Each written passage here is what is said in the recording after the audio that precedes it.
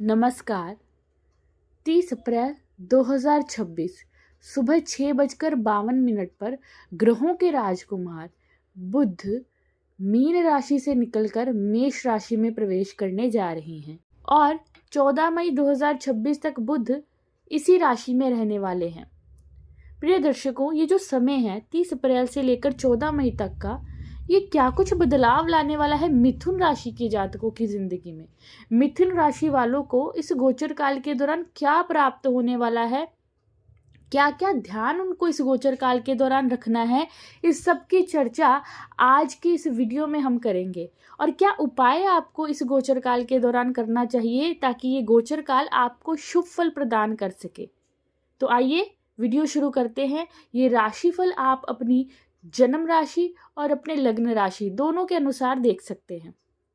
मिथुन राशि वालों के लिए बुध का ये गोचर उनकी राशि से एकादश भाव में होने जा रहा है।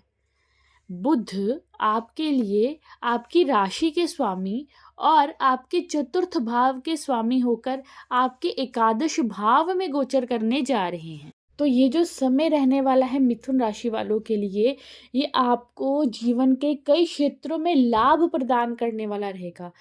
चाहे वो आपका करियर हो, चाहे वो आपकी पर्सनल लाइफ हो, आपको अच्छे मौके इस गोचर काल के दौरान प्राप्त हो सकते हैं।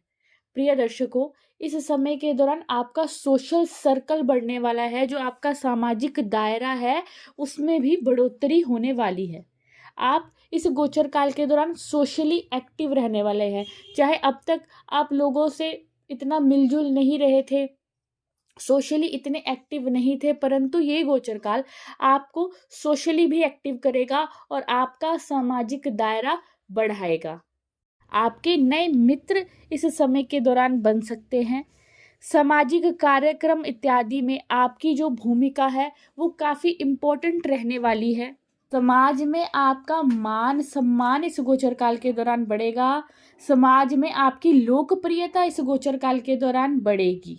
यानी कि सामाजिक माध्यम से इस गोचर काल के दौरान आपका कद और पद दोनों में बढ़ोतरी आपको देखने को मिलेगी। ये जो समय है, इस समय में आपको एक नयापन अपने जीवन में महसूस होने वाला है। अगर हम बात करें कारोबार की दृष्टि से, तो कारोबार की दृष्टि से भी ये गोचर काल मिथुन राशि के जातकों के लिए बेहतरीन दिखाई दे रहा है। आप इस समय के दौरान अपने नए आइडियाज से, अपनी योजनाओं से अपने कार्य को एक्सपेंड कर पाएंगे। अगर आप अपने बिजनेस में किसी ना किसी प्रकार की कोई चेंज चाहते हैं तो भी ये समय अच्छा है। आप इस समय के दौरान कुछ बदलाव अपने बिजनेस में करना चाहते हैं तो आप अवश्य कर सकते हैं। और आपके बिजनेस के एक्सपैंड होने के, बढ़ने के भी बहुत सारे योग इस गोचर काल के दौरान बन रहे हैं। कारोबारियों को इस समय के दौरान नए अवसर प्राप्त हो सकते हैं, नई डील्स प्राप्त हो सकती हैं। आप अपनी बुद्धि से इस गोचर काल के दौरान अपने बिजनेस को एक नई ऊंचाई पर लेकर जा सकते हैं। और वहीं अगर बात करें हम नौकरी पेशा जातकों की, तो जो लोग नए रोजगार की तलाश में हैं मिथुन राशि के, उनको इस गोचर काल के दौरान बेहद अच्छे नौकरी के अवसर प्राप्त हो सकते हैं। और जो लोग ऑलरेडी काम कर रहे हैं, नौकरी कर रहे हैं, उनके लिए भी ये समय अच्छा रहने वाला है। कार्य क्षेत्र में आपका प्रदर्शन अच्छा होने वाला है। आपकी लीडरशिप क्वालिटीज इस गोचर काल के दौरान बढ़ने वाली है। चाहे आपका ग्रुप वर्क हो, टीम वर्क हो, ग्रुप एक्टिविटीज हो, तो उनमें आपका दिमाग तेजी से चलने वाला है। आप अपनी बातों को इजीली एक्सप्रेस कर पाएंगे, खुलकर अपनी बातों को रख पाएंगे, जिसके कारण आपको इस गोचर काल के दौरान अपनी लीडरशिप क्वालिटीज में इम्प्रूवमेंट होती, आपको अपनी लीडरशिप क्वालिटीज में बढ़ोतरी होती दिखेगी। प्रिय दर्शकों, आपको इस समय के दौरान अपने सीनियर्स से काम का एप्रिसिएशन भी मिल सकता है। आपके सीनियर्स आपके काम की सराहना इस गोचर काल के दौरान करेंगे। अगर आप पहले से ही अपनी टीम के लीडर हैं तो आपकी बातों से, आपके मोटिवेशन से, आपकी एनर्जी से आपकी टीम इस समय के दौरान बेहतरीन प्रदर्शन करेगी। आपकी आर्थिक स्थिति की बात करें तो मिथुन राशि के जातकों की आर्थिक स्थिति में भी इस गोचर काल के दौरान सुधार आने वाला है। धन संचय आपका इस गोचर काल के दौरान होगा। आप के पास धन आएगा भी और आपकी सेविंग्स भी इस गोचर काल के दौरान हो पाएगी, आप इसको देख पाएंगे। प्रिय दर्शकों, धन लाभ के लिए ये समय आपका बेहतरीन है। अपनी जो संचित धन है उसको अच्छे ढंग से बुद्धिमानी से आपको इन्वेस्ट करना चाहिए। इस समय के दौरान कोई निवेश करने जा रहे हैं तो अच्छे से उसके बारे में जांच पड़ताल कीजिए, तभी आप निवेश कीजिए। चाहे आप नौकरी कर रहे हो, चाहे आप कारोबार कर रहे हो, दोनों के लिए ही ये समय धन लाभ की दृष्टि से अच्छा रहने वाला है।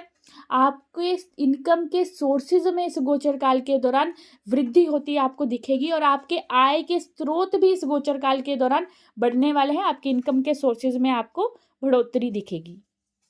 प्रिय दर्शकों, बुध के इस गोचर काल में बुध आपके एकादश भाव में विराजमान है और बुध की दृष्टि आपके पंचम भाव पर पड़ रही है। ये समय प्रेम जीवन के लिए बेहतरीन रहने वाला है।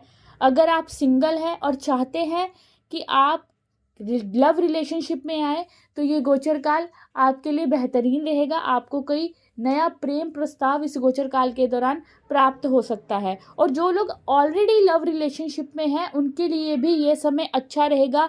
आप अपने लव पार्टनर की बातों को समझने का प्रयास करेंगे और आपका जो बॉन्ड है, जो आपका कंपैटिबिलिटी है, उसमें आपको सुधार इस गोचर काल के दौरान देखने को मिल सकता है। दाम्पत्य जीवन की बात करें तो दाम्पत्य जीवन भी आप लोगों का अच्छा रहने वाला है।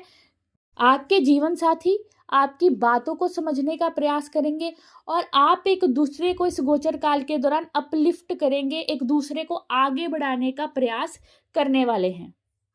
आप अपने जीवन साथी के साथ क्वालिटी टाइम स्पेंड कर सकते हैं इस गोचर काल के दौरान। रिश्तों में आपको नयापन महसूस होने वाला है।